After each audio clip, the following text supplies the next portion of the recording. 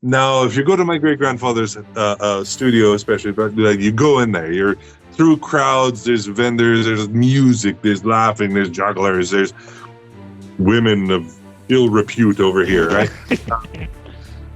The entire thing, and you go up the stairs, and you almost have to push open the door to his place, and there's canvases and bits and bobs and pieces and things all over the place, right? And you come around the corner and you go into like the main sort of sitting and painting area, and maybe a nude person runs away half covered in their sheet, and he's sitting there with a glass of wine, a paintbrush, and a cigarette, right? And there's paint splattered everywhere, and there's half done, there's paintings everywhere, like the entire thing. They were about life. They were us. They absolutely were. And they didn't take it so seriously. It wasn't like the establishment at that time had locked it up so hard. You had to be Barbizon, you had to be a realist, you had to be you had to be classic. You had to, like, all your paintings had to be, if you're doing a nude, it has to be like a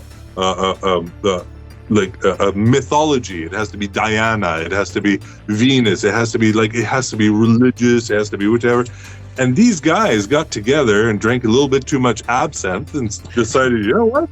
I'm going to start shading stuff with blue.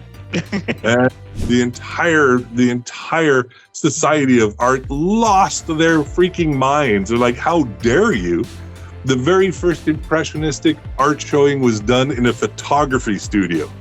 Like, it's astounding. And for me and for these guys, what I was saying is that they're put on such high pedestals, but I get to hear the stories of how human they were and how flawed in some ways. And like, I especially love going to the Picasso Museum and listening to what people have to say about him, because I talk to his descendants and they're like, Anyway, it's again, I'm very honored to be in the position I am, and I'm very honored to be able to share that.